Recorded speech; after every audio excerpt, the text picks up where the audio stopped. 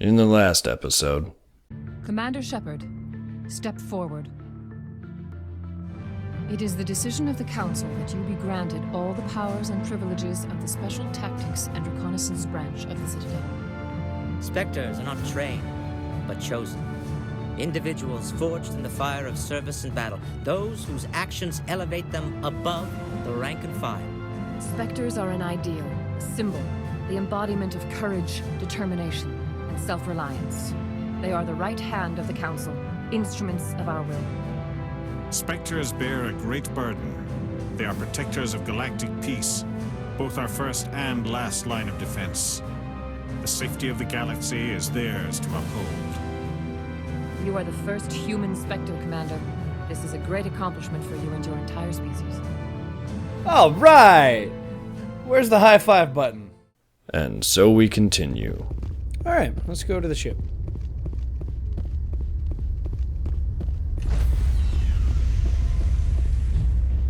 Enter.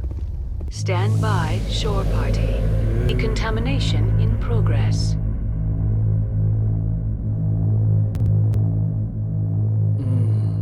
That HD Decontamination texture pack. I heard what happened to Captain Anderson. Survives 100 battles and then gets taken down by backroom politics. Just watch your back, Commander. Things go bad on this mission, you're next on their chopping block. Thanks. Captain Anderson should be the one in charge. It's like I'm stealing the ship from him. Yeah, the captain got screwed. But it's not like you could have stopped it. Nobody's blaming you. Everyone on this ship's behind you, Commander. 100%. Intercom's open. If you got anything you want to say to the crew, now's the time. Fuck yeah, tyranny. No. Can you imagine if I was like that? That'd be weird.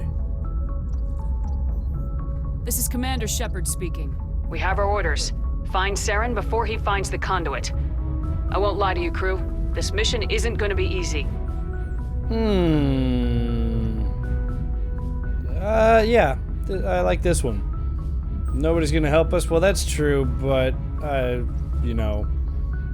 always the optimist. For too long, our species has stood apart from the others. Now it's time for us to step up and do our part for the rest of the galaxy. Time to show them what humans are made of. Our enemy knows we're coming.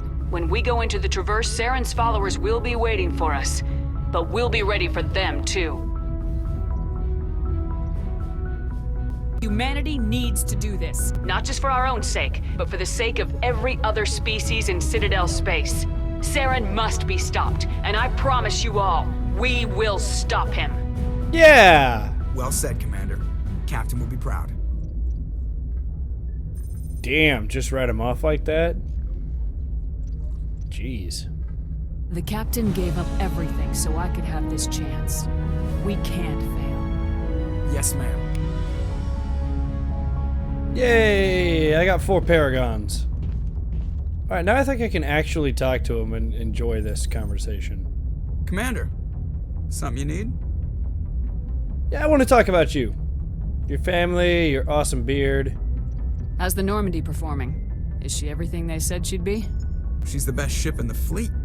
If you've got a pilot who knows how to handle her. Balance isn't what you'd expect. Takes a while to get used to that oversized drive core we got stuffed in the back, and her power can sneak up on you if you're not careful. The Normandy's probably too much ship for your average Alliance pilot, Commander.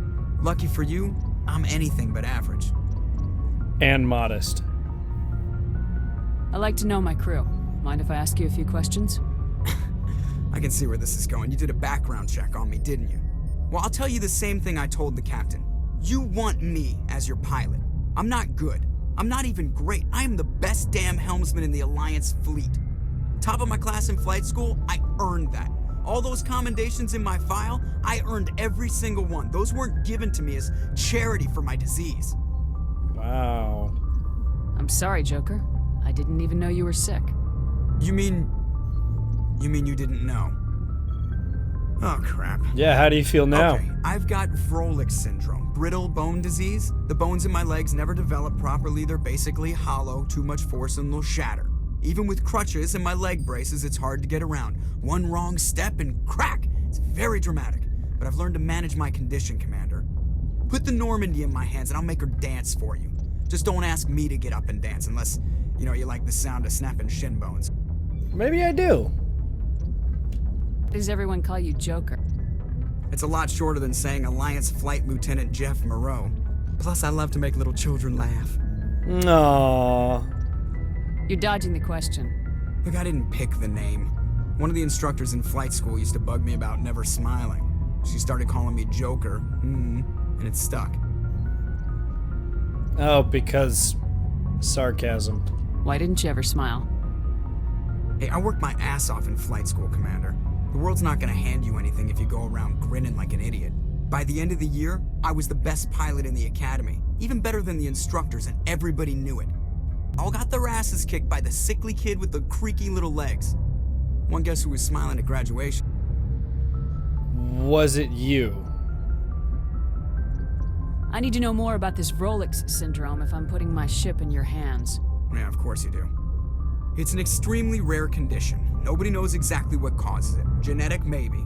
It's treatable, but there's no cure. They classify my case as moderate to severe. I was born with over a dozen fractures, hip, thighs, ankles. My bones were already breaking in the womb. 100 years ago, I wouldn't have survived past my first year. Lucky for me, modern medical science has turned me into a productive member of society. How do you get around the ship? Like, is there a urinal underneath your helm? You're not gonna break a bone trying to fly the ship, are you? I don't fly with my feet, Commander, so I'm fine as long as I'm in this chair. I gotta be real careful when I get up to take a piss, though. I can do my job as well as anyone on the ship. Better, actually. So don't worry about it. Good. I'm not trying to make you uncomfortable. Let's talk about something else. Whatever you want, Commander. I think that's everything. I have to go. Alright, see ya. Toodles! And that is Joker, everybody. I don't want to talk to you.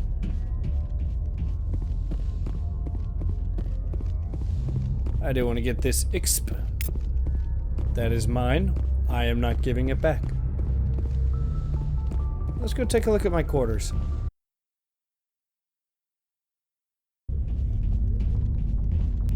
Thanks for bringing me on board, Commander. I knew working with the Spectre would be better than life at CSEC. You're welcome. Have you worked with the Spectre before? Well, no, but I know what they're like. Spectres make their own rules. You're free to handle things your way. At CSEC, you're buried by rules. The damn bureaucrats are always on your back. For the most part, the rules are there for a reason. Maybe. But sometimes it feels like the rules are only there to stop me from doing my work. If I'm trying to take down a suspect, it shouldn't matter how I do it, as long as I do it. But CSEC wants it done their way. Protocol and procedure come first. That's why I left. You have such a tiny waist, man. So you just quit because you didn't like the way they do things? There's more to it than that. It didn't start out bad, but as I rose in ranks, I got saddled with more and more red tape. CSEC's handling of Saren was typical. I just couldn't take it anymore. I hate leaving. That is a tough decision, man. Hope you made the right choice. I'd hate for you to regret it later. Well, that's sort of why I teamed up with you. It's a chance for me to get off the Citadel, see how things are done outside CSEC. Either way, I plan to make the most of this. And without CSEC headquarters looking over my shoulder, well, maybe I can get the job done my way for a change. Cool. Wow, those all sound kind of... If getting the job done means endangering innocent people, then no. We get the job done right, not fast. Got it? I wasn't trying to. I understand, Commander. Alright. Ah, yes, the Mako. Commander, looking for some extra supplies before you head out? What have you got? Whatever you want. Armor, weapons, mods. It's not standard Alliance issue, but that's not necessarily a bad thing. Well, as long as you don't mind paying for it. Why should I pay you for my weapons and armor? My stuff doesn't come from the Alliance. I have to purchase it myself, and it's not cheap. Hell, the licenses alone have set me back more than I'd like. But no licenses, no goods. Without the goods, I'm out of a job. Wait, don't you work for the Alliance? So that would mean you have a job. Whatever. Let's see what you got. You bet, Commander. We'll talk with him later. Nice ship you've got, Shepard. What can I do for you? What's your story, Rex? There's no story. Go ask the Quarian if you want stories. Come on. You Krogans live for centuries. Don't tell me you haven't had a few interesting adventures. Well, there was this one time the Turians almost wiped out our entire race. That was fun. Oh, you're crass. I like that. Heard about that. You know, they almost did the same to us. It's not the same. How is it not? It seems pretty much the same to me. So your people were infected with a genetic mutation? An infection that makes only a few in 1,000 children survive birth? And I suppose it's destroying your entire species? Well, you know, when you put it like that, yeah, I guess it's not quite the same thing. I suppose it isn't all the same. I don't expect you to understand, but don't compare humanity's fate with the Krogan.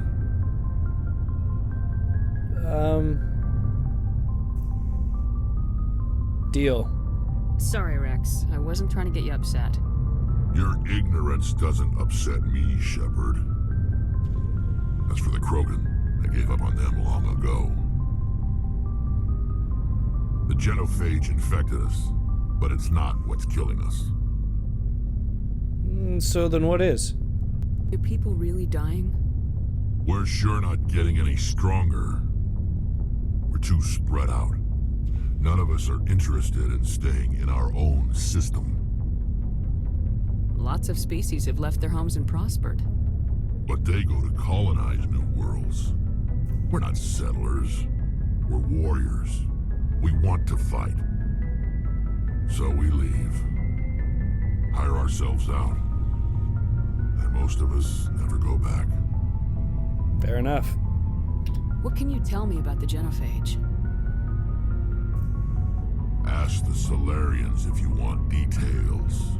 They made it. All I know, it makes breeding nearly impossible. Thousands die in stillbirth, and most never get that far. Every Krogan is infected, every one. And no one's rushing to find a cure. Why not? Why don't the Krogan try to find a cure? When was the last time you saw a Krogan scientist? You ask a Krogan, would he rather find a cure for the genophage or fight for credits? He'll choose fighting every time. It's just who we are, Shepard. I can't change that. Nobody can. Man, that's so desolate. So long, Rex. Shepard. You. Commander? Do you have a few minutes to talk? One-on-one? I'm sorry, Commander. I need to get my duty squared away. I wouldn't mind talking more later, though. Okay. What's your opinion of the last mission? Kinda wish you'd got there sooner, Commander. No offense, I appreciate the rescue. I just wish... That we'd saved more than just yourself. You wish we'd been able to save the rest of your unit. Yes, ma'am. If I had been more alert, we wouldn't have been cut down by an ambush. See that whole blaming yourself? That's not good. It's not good. You start blaming yourself, then you get guilty, then you get depressed, and then you start drinking, and then you start... I'm gonna stop that train right there. Yeah, they're perfect ambushers. They don't move, they don't make noise, they don't even breathe. They have flashlight heads, ma'am. I'll make sure it doesn't happen again. Oh, they do have flashlight heads. Dismissed, Chief. Ma'am?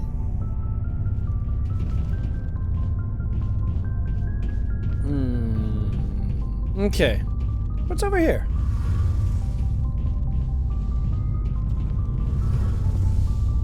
Field integrity monitor. There's Tally. Your ship's amazing, Shepard. I've never seen a drive core like this before. I can't believe you were able to fit it into a ship this small. I'm starting to understand why you humans have been so successful. I had no idea Alliance vessels were so advanced. Yeah, well, you know, we're pretty awesome. Normandy's a prototype, cutting-edge technology. A month ago, I was patching a makeshift fuel line into a converted tug ship in the flotilla. Now, I'm sitting on board one of the most advanced vessels in Citadel space. I have to thank you again for bringing me along. Traveling on a vessel like this is a dream come true for me. You like ships? No idea you found ship technology so interesting. It comes with being a Quarian. The migrant fleet is the key to the survival of my people. Ships are our most valuable resource. But we don't have anything like this. We make do with cast-offs and second-hand equipment. We just try to keep them running for as long as we can. Some of the fleet's larger vessels date all the way back to our original flight from the Geth. That's a long time ago. I can't believe your fleet's still using ships that are 3 centuries old. They're constantly being repaired, modified, and refitted. They aren't pretty, but they work. Mostly. We've tried to make ourselves as independent as possible on the flotilla, grow our own food, mine, and process our own fuel. But some things we just can't make on our own. A patch to maintain the hull integrity requires raw materials we just don't have. That's why our pilgrimages are so important. Let's talk about the Quarians. Tell me about your people. Our lives aren't easy. Resources are scarce, and we are constantly on the move. Everything we do must in some way contribute to the continuation of the migrant fleet. There are 17 million Quarians in the flotilla, and each of us relies on the others for survival. The bonds among my people are strong.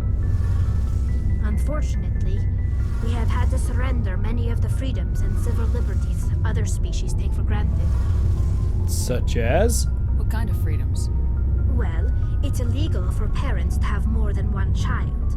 If our population grows too much, it would strain our resources to their breaking point. Of course, we also can't allow our numbers to become too few. If our population is in decline, the rule against single births is temporarily repealed.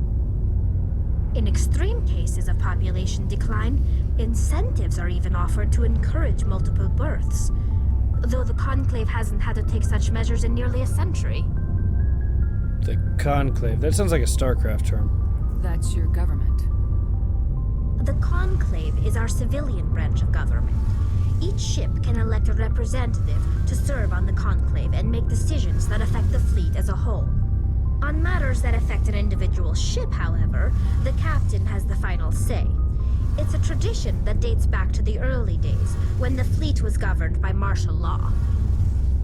Fortunately, most captains nowadays are smart enough to have an elected council from their crew to give them advice and guidance.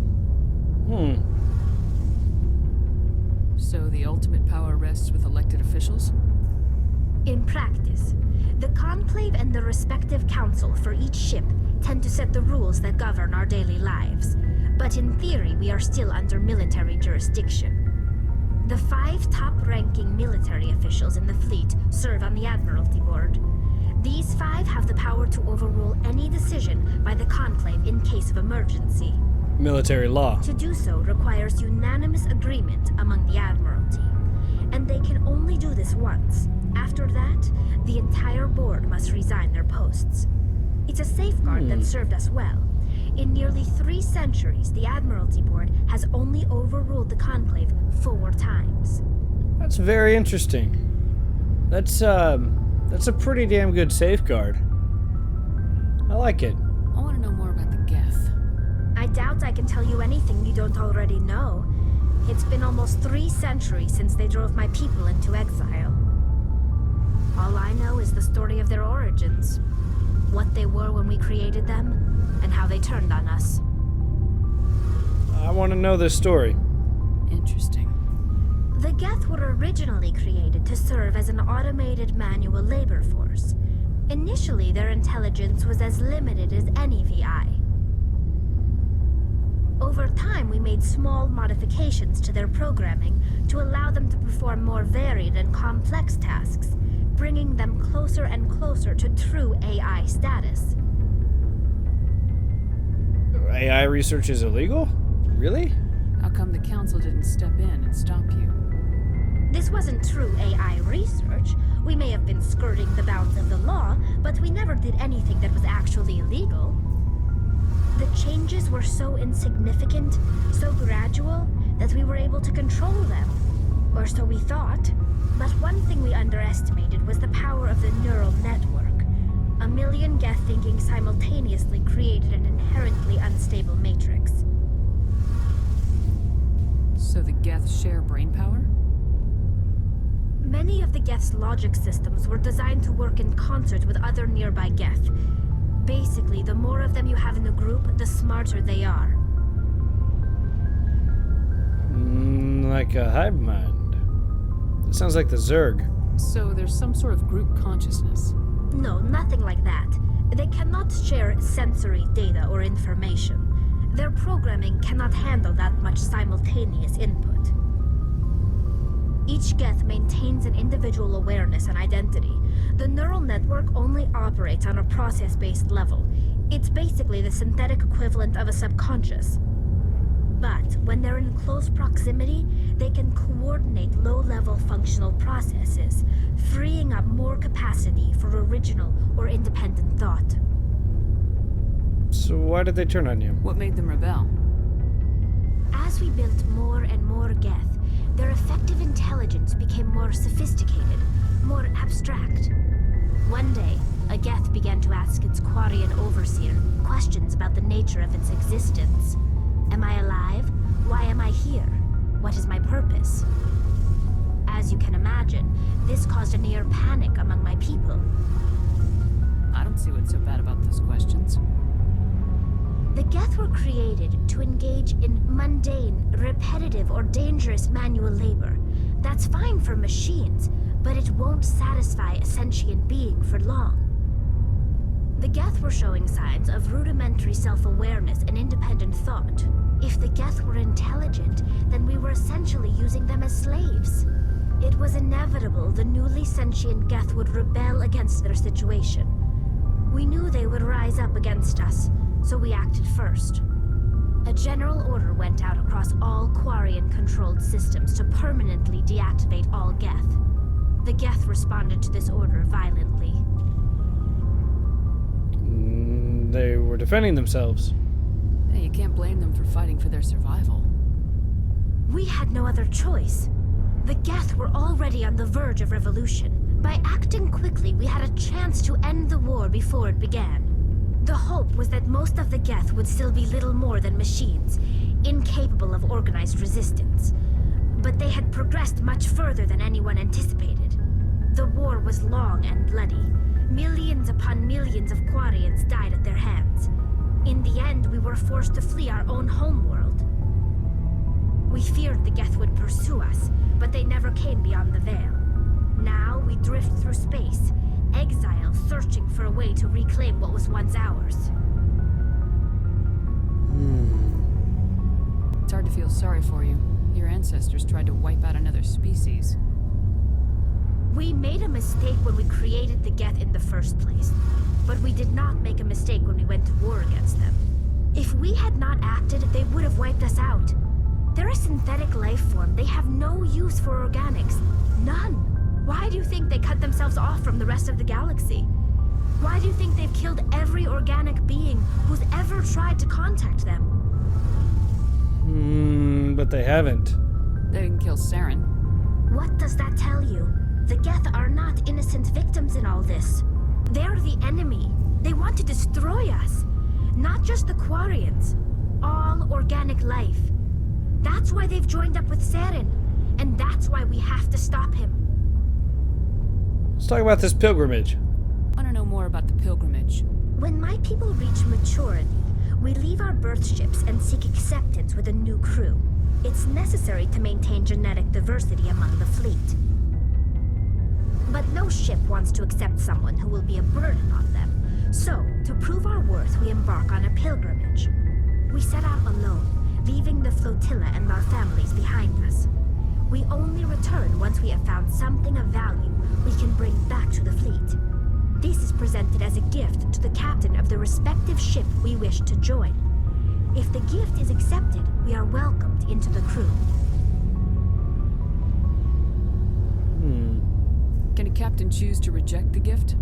That doesn't happen often. Most captains are eager to increase the size of their crew. It increases their own standing in our society. Even when a gift is not particularly valuable, the captain usually accepts it out of a sense of tradition. However, there is a stigma to presenting a substandard gift. It's not the best way to make a good impression on a new community. Most pilgrims don't return until they find something worthwhile. Sounds pretty dangerous. I can't believe they just send you off alone. It's not like they just cast us out. Before we leave, we are given lessons in how to survive outside the flotilla, and given gifts to help us on our journey. We also receive implants to fight off sickness and disease. Generations of living in an isolated and highly controlled environment have left our immune systems weaker than most. By the time we leave the fleet, we are well equipped for the pilgrimage. This is a rite of passage for all Quarians. If it were dangerous, our numbers would suffer. Virtually every pilgrimage ends with a triumphant return and the ritual presentation of the gift to one of the fleet's captains. Cool. We'll talk about something else. Like what? Like me leaving. Because we've exhausted our conversation options. I should go. See you later. Cool! Engineer Adams. Hey, Commander, you know that Quarian, Tally? She's been spending all her time down here asking me about our engines. I'll tell her to leave you alone. Wait, no! What?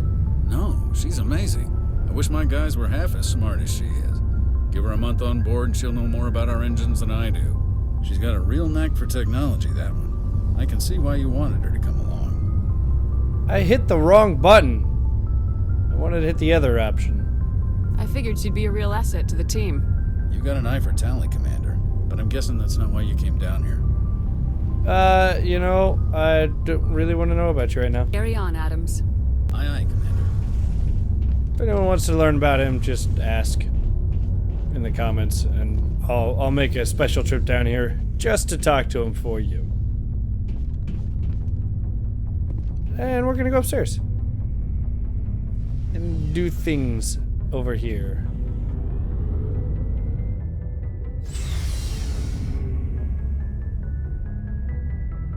Go forward. Thank you.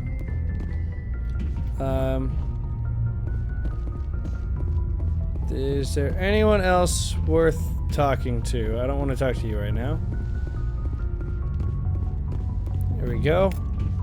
Look at that. Well, I think that's enough exploring. I'm gonna go do some side quests. Yeah. Yeah, that's what I'm gonna do.